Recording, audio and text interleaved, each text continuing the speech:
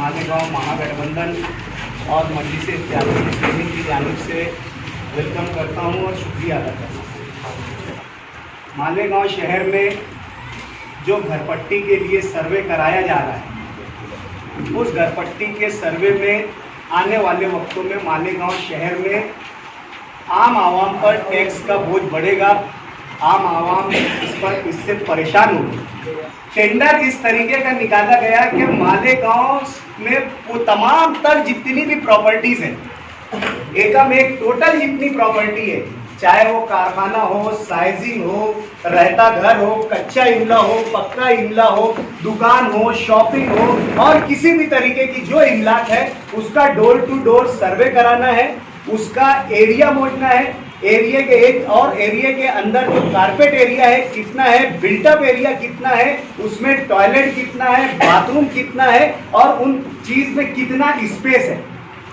इस तरीके का टेंडर जो है ये जो बरसरे इक्तिदार की नीयत को जाहिर करता है कि आने वाले वक्त में ये आवाम पर टैक्स का एक भरपूर बोझ आयद करने जा रहे हैं और जो अपनी सियासी खलिश है जो शहरियान ने पिछले असेंबली इलेक्शन में उनको दी है, वो उसका खलिश को या उसकी कसक को मिटाने के लिए शहरियान से खुली दुश्मनी लेने का ये अमल जो है पूरे ड्रॉ में समझ में आता है। तो इसका खुला मतलब ये है कि आने वाले वक्तों में कारपोरेशन टैक्स बढ़ाने जा रही है और महासभा में कमिश्नर ने इस बात का एतराफ किया है कि आने वाले वक्तों में हम प्रॉपर्टी पर टैक्स लगाएंगे, नए सिरे से टैक्स लगाएंगे कि आने वाले वक्तों में विद पेनल्टी, अगर आपने भानकाम परमिशन भी लिया है और आपने कंप्लीशन नहीं लिया है तो विद पेनल्टी आपको जितनी घरपट्टी आएगी उसके मजीद 1% और 2% लगाया जाए, जिसका एतराफ बरसरे इक्तिदार के जिम्मेदारान भी कर रहे। उससे हटकर दूसरी बात यह है, इसमें दो पार्ट है, एक पार्ट तो घरपट्टी बढ़ाने का है और दूसरा पार्ट टेंडर देने के तरीके पर है। शासन के डीएमए ऑफिस से एक क्लियर जीआर है कि जिनका 70% तक जीआईएस मैपिंग हुआ है या उससे ज्यादा हुआ है, ऐसे लोगों ने जो शासन ने एक एजेंसी नेमी थी, इन्फोटेक एजेंसी, उसको 223 रुपये का रेट दिया गया था। अगर आपको इस तरीके की कोई प्रक्रिया करना है, जीएस मैपिंग करना है या उससे हटकर कोई प्रक्रिया से टैक्स बढ़ाने के लिए आपको एक्सरसाइज करना है, तो आपको जो भी एजेंसी आप अपॉइंट करेंगे, जो भी एजेंसी आप देंगे, उसको आपको 223 रुपये का रेट देना होगा।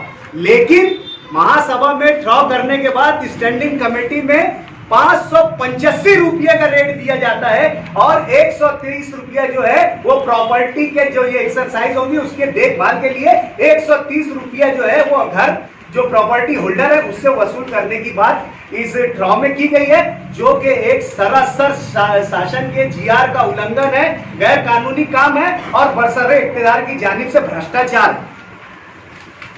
मैं आप लोगों को शासन के जीआर की कॉपी दे रहा हूं, तो कम से कम 20 से 22 करोड़ रुपए का ये टेंडर जा रहा है, लेकिन ये एस्टिमेटेड प्रॉपर्टी है।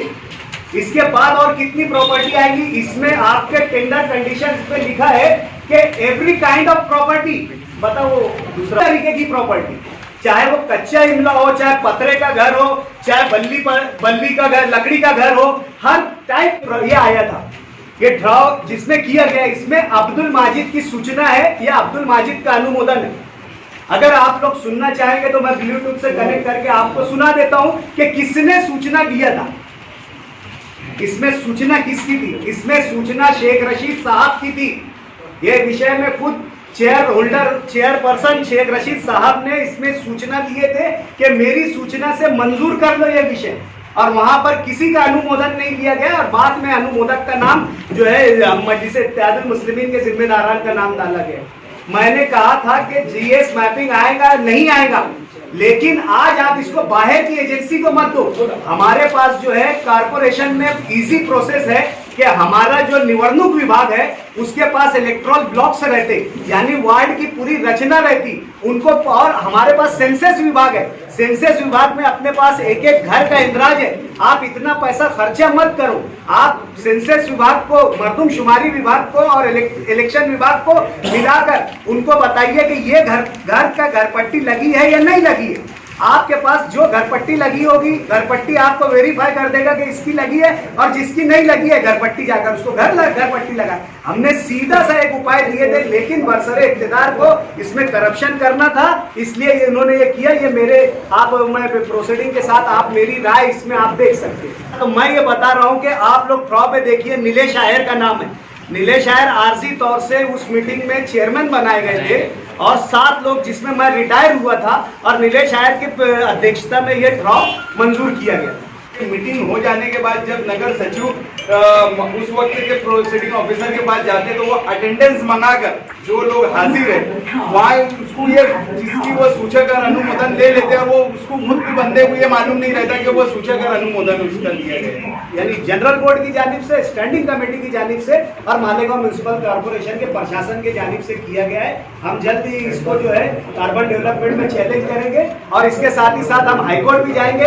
अगर ये मैटर अर्बन डेवलपमेंट में लेट होता है तो हम हाईकोर्ट से टाइम एक्सपेडाइट करा कर लाकर उसको जल्द से जल्द वहां पर मामले को हल कराने की। हर आम और हर खास आदमी पर इससे असरअंदाज होने वाला है। एक छोटे से घर से लेकर बड़ी बड़ी बिल्डिंगों में फ्लैट्स बनाकर कमर्शियल बेचने वालों से लेकर साइजिंग, पावर लूम, हर तबका इससे मुतासिर होने वाला है। हम आवाम में जाकर बेदारी मुहिम पैदा करेंगे। आज ही शाम में हमने इसके ताल्लुक से एक वर्करों की जो है मीटिंग जो है इस्लामाबाद पानी की टाकी के नीचे रखा है। हमारी मुफ्ती साहब से इस पर मुफस्सल बात हुई है। पूरा मामला मुफ्ती साहब के गोश-ए-गुज़ार किया गया है, उनके समझ में ये बात आई है, और बहुत जल्द जो है हम इसको अवामी तहरीक छेड़ने वाले छेड़ चुके हैं। आज शाम से हमने इसकी शुरुआत कर दी है, और आने वाले वक्तों में हम तय करके घर घर, गली, मोहल्ला, चौक हम इस जाकर ये आवाम के साथ होने वाली नाइंसाफी के लिए आवाम को बेदार करेंगे। पैदा महाज ने भी अपने प्लेटफॉर्म से इस इश्यू को रेस करने की बात कही है।